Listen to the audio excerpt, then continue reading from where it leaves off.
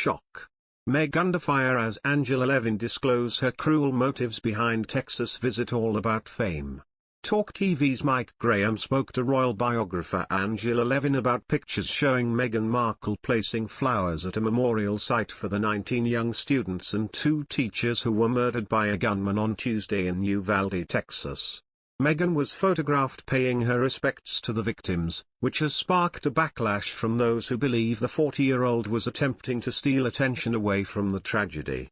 Mike commented, if she wanted to make a statement about what had happened, she could have quite easily made a charitable donation. She could have sent a bunch of flowers instead of bringing them personally to put down there. She could have done it any number of different ways, but being photographed doing it clearly shows that she's doing it for publicity. She said she wanted to go incognito with, I think, a cap, Angel replied. And she went to a place very close by, so she put her mask on, but she was surrounded by people there. And people aren't daft, they could see she was there, but to send it to the media, that's the key, isn't it?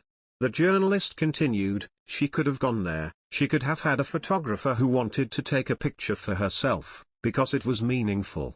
But actually to then release it, it becomes all about her, as usual. That is the thing, isn't it? Mike agreed before Angela continued her rant against Meghan. I thought it was. For somebody who talks a lot about compassion, I thought it was just terrible, she remarked.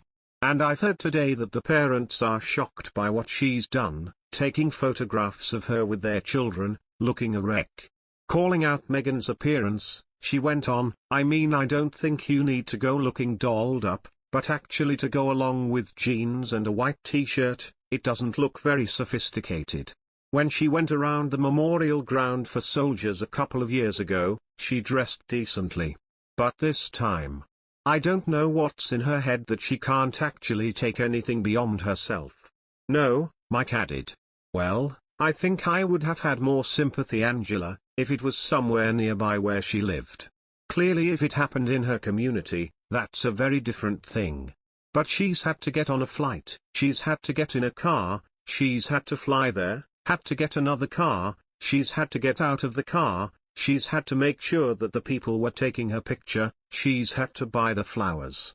I mean, she's gone to quite a lot of trouble to prove that she's full of compassion.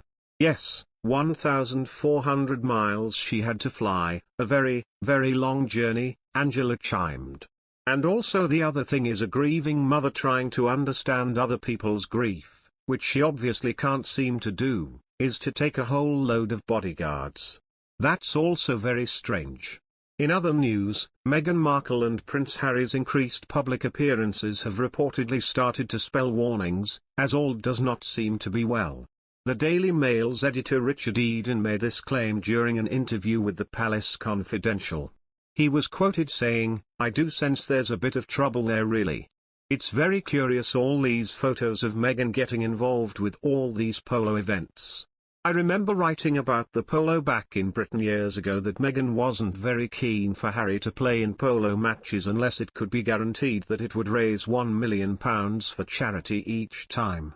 She felt that it was kind of beneath him to be playing in matches that would just make a few £1,000s when he should be going for the big ticket matches. But here he is, playing polo every week, and we've got Meghan turning up at all these events, handing over trophies, the same way she turned up at the Invictus Games. To me, that's an indication that all's not well.